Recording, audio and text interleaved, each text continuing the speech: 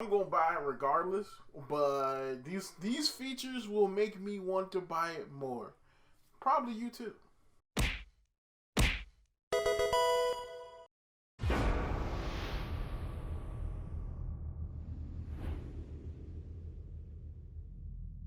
What is up, YouTube? It's RSMario here, bringing you another video about the Super Nintendo Switch, because those videos get the most views nowadays, and I need them views so I can eventually make money on YouTube. Yeah, that's the way it goes. But yeah, what is up, YouTube? So we have 5 features for the Super Nintendo Switch. Now, this is not like a predictions video or like a leak video. No. Will the system have these features? Probably not. Will the system be successful without these features? Probably. Will I buy the system? Definitely. Regardless. These are just some features that I thought of to that would make the system even that much more of a guaranteed purchase. That's a weird line. Now you're playing with power, superpower. So this one, a lot of people are going to take for granted. But I'm talking an actual web browser. Can you imagine a game console, a portable console like the Super Nintendo Switch with a web browser? Bro, a web browser. You don't get it. Web browsers are incredibly powerful. People take them for granted.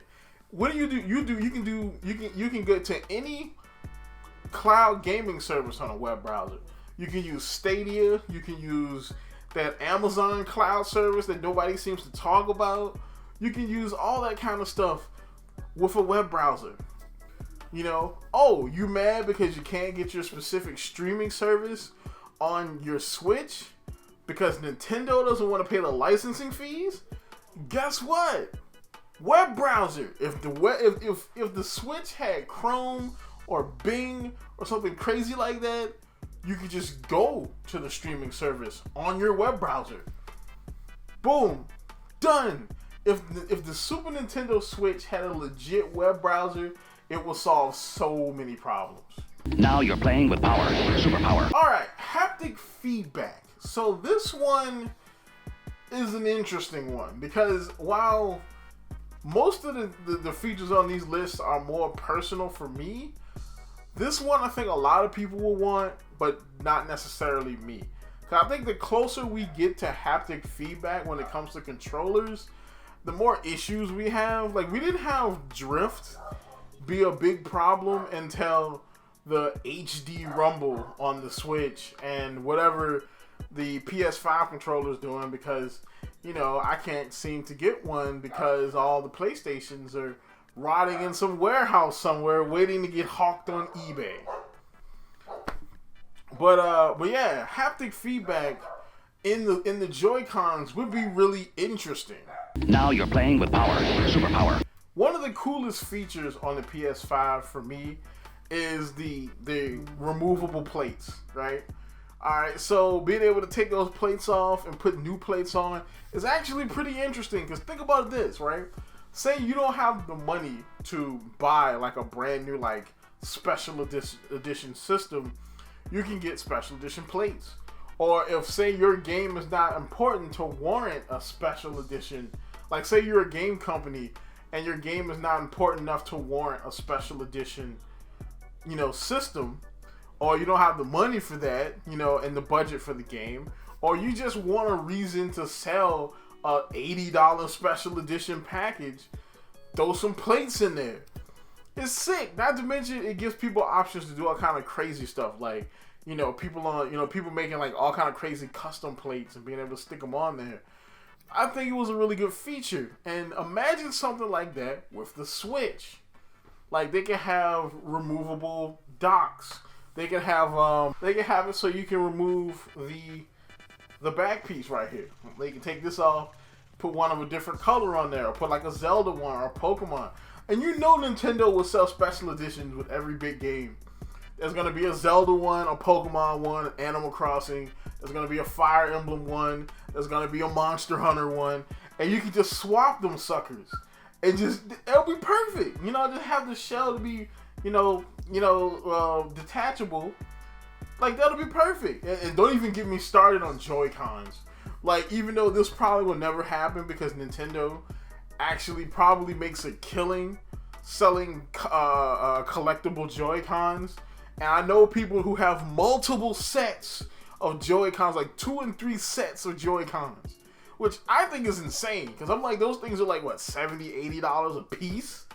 Alright, I'm not going to sit here and spend $240 on Joy-Cons, bro. I love Nintendo, but no, you know what I'm saying? Like, having removable shells or removable parts to it, to where you can change it for different colors and things like that, is a no-brainer. It's guaranteed money. Guaranteed money. Now you're playing with power. Superpower. So, a good cloud service. So, cloud gaming is I don't know if cloud gaming is the future, but it definitely is a very good option. Alright, so cloud gaming services like, I think Xbox has a cloud service that's in Game Pass like everything else. PlayStation Now is a cloud service. If Nintendo had a good cloud service, that would definitely work for the Super Nintendo Switch. Not to mention, it would also solve the virtual console problem because they could put GameCube games on there, Wii games, Wii U games, all those like kind of big backwards compatible games that people want, but it's kind of weird. It would kind of be unruly to get you to download those. Having them in a cloud service would be perfect. Now you're playing with power. Superpower. Backwards compatibility. Alright, now when I say this, I don't necessarily just mean hardware backwards compatibility, because more than likely, you'll be able to play Switch games on Super Nintendo Switch. Alright, I mean, Nintendo has been very, I guess, business-minded lately when it comes to its decisions, but I don't think that's like EA Activision level of greed. I don't think they would do that, but, more than likely, you'll be able to play Switch games on the new Switch. But when I mean backwards compatibility, I'm talking about like 3DS, DS.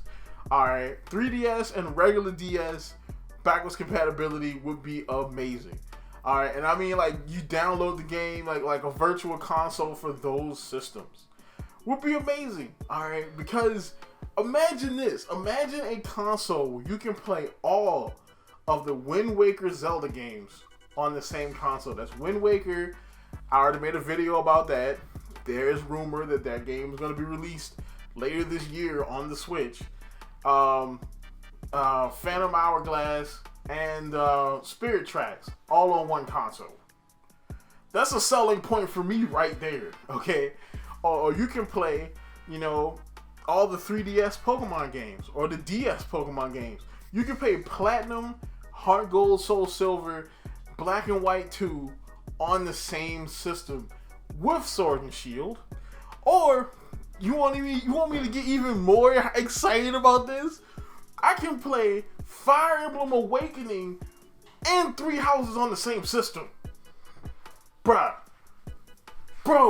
just take my look, just take it all right? Just take that jam, bro, because that will be friggin' amazing.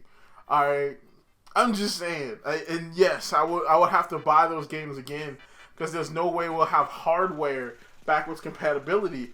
But I mean, buying Awakening again is nothing. Okay, I mean, what, $30? Maybe even $20? I'd buy that. Not to mention, DLSS will maybe make these games look slightly better. Man, get out of here, bro. Get out of here, bro. I'd buy that sucker in a heartbeat, man. Why did I make myself so excited for something that's never going to happen? I hate when I do that. But that's about it for this episode. So, of course, like, comment, subscribe.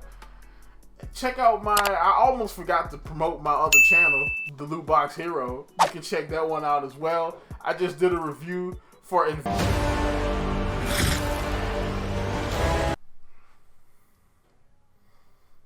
Okay, I don't know what happened there. Over there.